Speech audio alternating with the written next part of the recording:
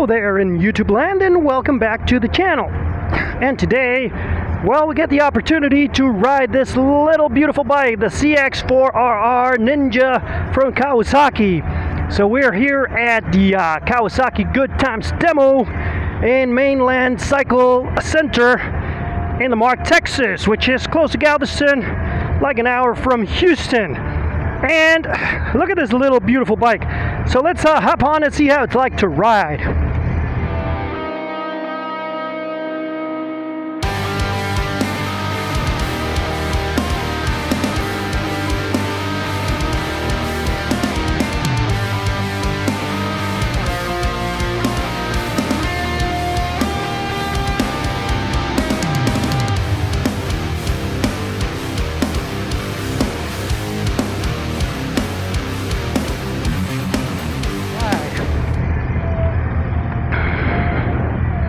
Alright, so first thing you feel is that it is it's a small, nimble bike, but it does feel substantial. Does not feel like a beginner bike. Now, coming from the R7, which is the comparison that I have, this one does feel a little bit longer here in the cockpit, a little bit more space. But the handlebars are also sporty, maybe not as much, and so the whole seating position is not as sporty as the R7, but it doesn't feel like an R3 or a Ninja 400, right, where it's a little bit more upright. So you do feel that you're gonna be doing some sporty riding. Now the bike is pretty quiet so far, and but it does feel premium for a 400 bike. You have all this Nissan brakes things. You have the Showa suspension. I mean, the whole setup here on this Ninja feels premium, so you know where that money's going. Now, I already rode the 636, so the tank feels very nimble and small as compared to the other one that feels like a very big bike. And it's a very short bike. That's another thing that you can notice. I mean, I am 32 or like 30-inch inseam, and I can flat foot this bike and even have a little bend. So this is very easy then for people who are short. That's a good thing about this little bike. Now the dash is beautiful. It has all the information there. It is in sport mode. I do like the setup of the screen here, because you have all the information you need, and it's easy to read the revs, as opposed to, let's say, my Suzuki, that it's pretty terrible. This one, I love the setup. Very pretty. And it does have, I mean, a whole bunch of options, all electronics, like the Kawasaki cornering ABS and things. And it has a lap counter, which is, obviously this bike is, meant for the track. It's meant for people who learn how to go on track days and learn how to ride a bike fast on the track. This one has some frame sliders incorporated on them. It's a pretty nice bike. It does feel, it doesn't feel like a budget bike. And I don't know what's going on with the 636. I'm guessing they're checking the quick shifter, that it didn't work for me. All right, let's engage. Oh, that felt really smooth. Really smooth. Let me see a big thumbs up. Let me know you guys are ready to ride. All right, let's get some wind in that face. All right, guys, come on as I call you. This is the 1000, Z900, Z900 RS, ZX6R, ZX4RR, Z650 RS, Ninja 650. Okay, so the first thing is the friction zone was really hard to engage. Like, it doesn't want to really move.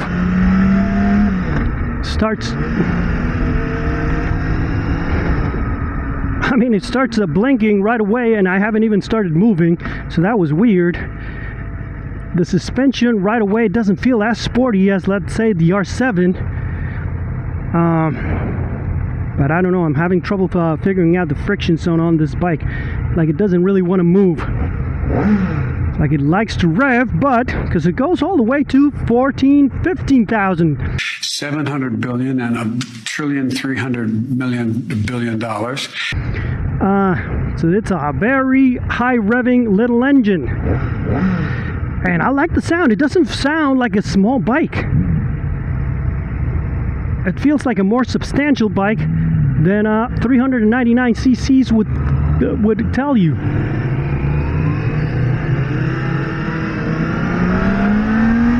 Well, it just revs, but it does not move.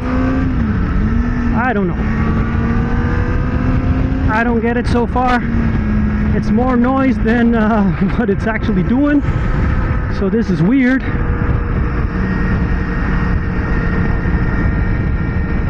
You see, maybe it's set up in demo mode that you can't really shift because it's. I'm going 43 miles an hour, and it's telling me to shift at 4,000 RPM, which is so weird.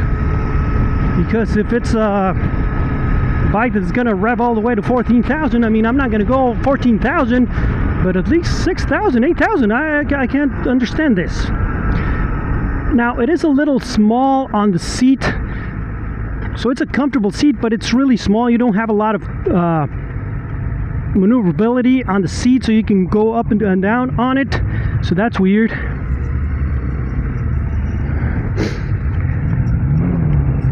So far it feels more comfortable than I was expecting. And now we're gonna have cars in between us, but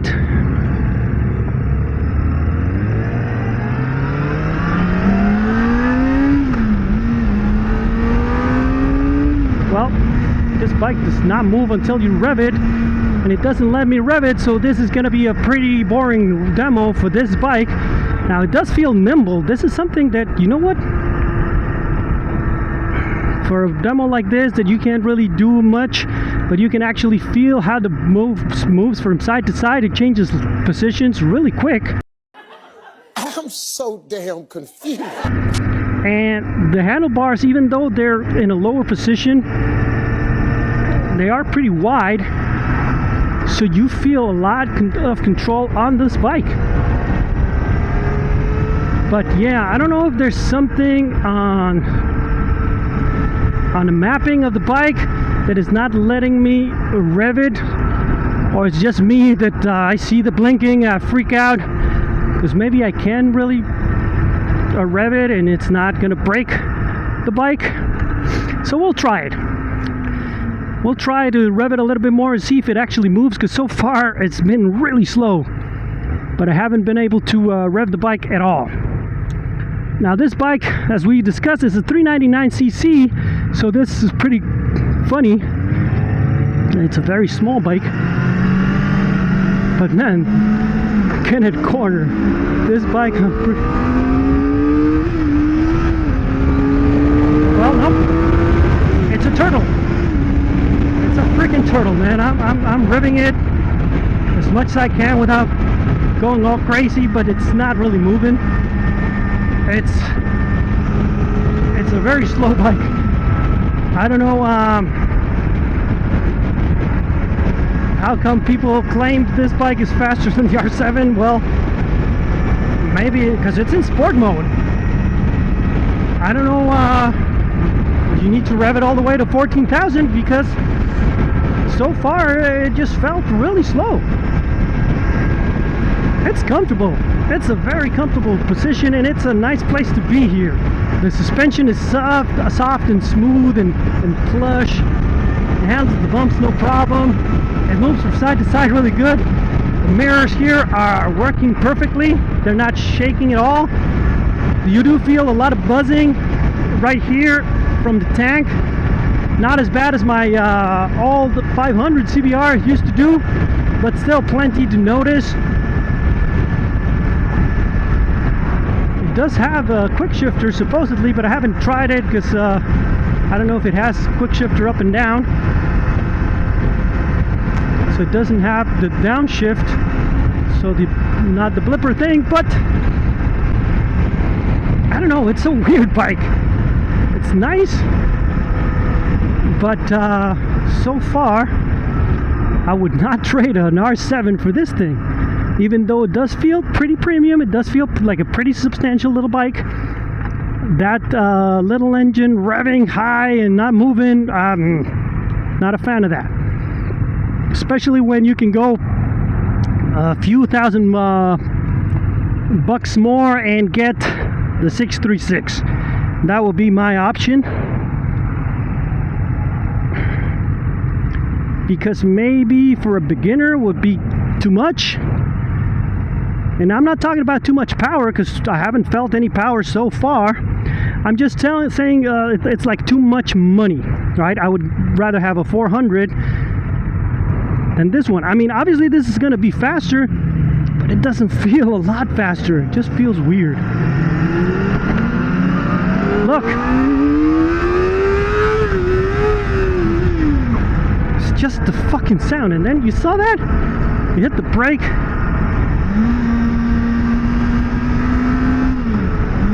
Oh, we're not going on the freeway now?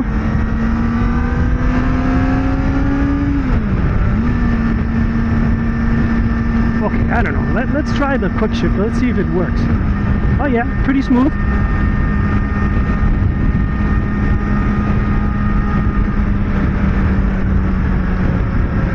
So we did not go on the freeway this time. Maybe they didn't like me revving this bike. And now that I get to move on the seat on the back, I try to tuck. It does feel like I'm cramped on this little bike. At first I thought it was going to be bigger than the R7, but now that I'm here in this position trying to do a tuck, I feel like it's even smaller. I'm really cramped on this bike.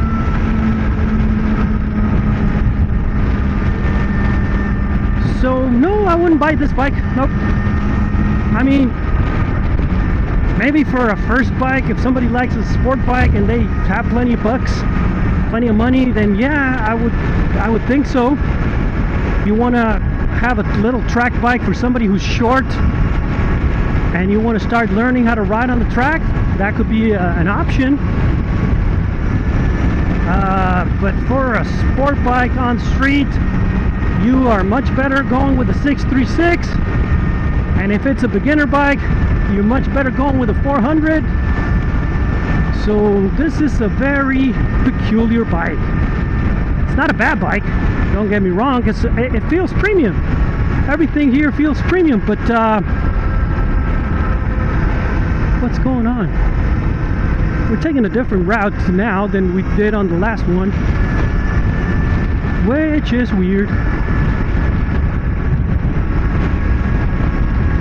But anyway, I mean, I enjoy being on this bike, but it does feel like it's a little, like it has an identity crisis. It doesn't really know what it is. Now the brakes are pretty strong. You can stop this bike with 2 fingers, but they're not smooth. They're like very snatchy. You hit them and boom, it stops right on the dime.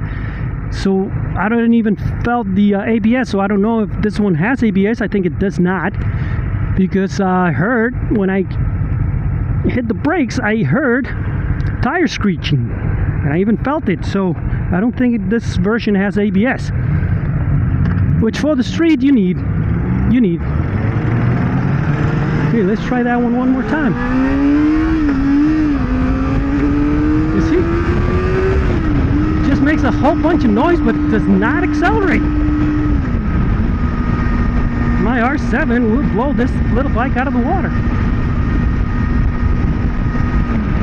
And I've seen videos of this bike being faster than the R7, so I don't know what's going on here. Why doesn't this thing move? And that thing blinking, asking me to change gears at 5,000, it's something that I really don't enjoy. Anyway, let's talk about the good features on this bike. So we already talked about the brakes. They stop on a dime, but yeah, I think they don't have the Kawasaki ABS, which is a cornering ABS feature they have, which is a very good feature. I don't think this one has it. but the bike stops on a dime. And the suspension so far feels so good. It feels, it makes this bike feel a little bit more of a substantial bike, that it can handle the bumps no problem. Like right that one, like that little bump. And the riding position, it gives you the opportunity to stand up on it. And even though it's a small bike, well, you feel that you're in control and that the bike is also gonna, well, maintain its line, no problem. So yeah, that's a good one for this little Ninja. The thing that I most like about this bike has to be that dash. I hope Suzuki comes up with a dash like that, or at least something that you can change, like aftermarket. Because I've seen some on the GSX-R 1000, but not on the GSX-S. But this little dash has all the information that you need, and it's very pretty, and it's something that you can do no problem. So another thing that you're gonna feel on this bike, that it's the cockpit and the fairing is so small. Even though you try, because you move on the seat, it's so cramped, you feel all the wind. It's a full-fare sport bike, but you feel like a naked bike, because there's no way that you can get under this little bubble. So you're gonna have to go aftermarket on the windscreen if you want something. Nope, this thing just does not move, man.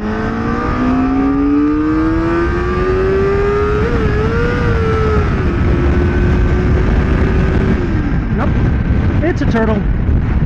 It's a freaking turtle, man.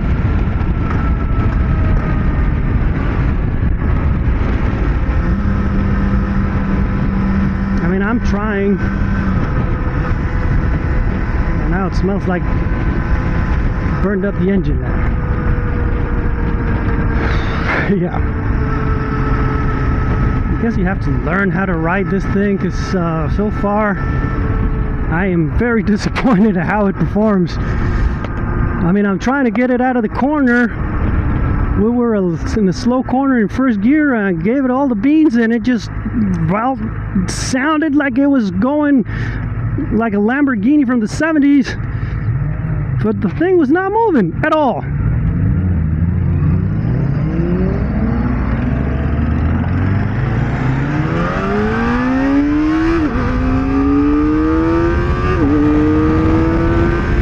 Oh, there it is, there it is, there it is. So it's up until third gear at around 13,000.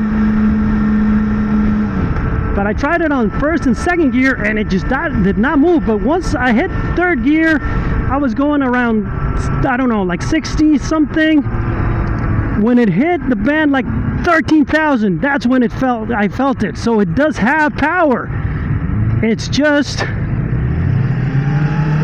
it has a flat curve to reach that power.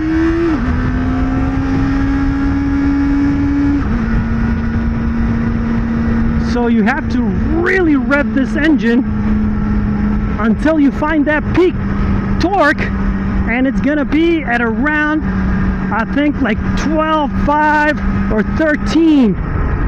That's when you actually feel it. So for the street, this bike is terrible. Terrible bike for the street. Now for the track, it will be so much fun, right? Unfortunately, I believe that little peak of torque is gonna run out because it doesn't have a lot of horsepower.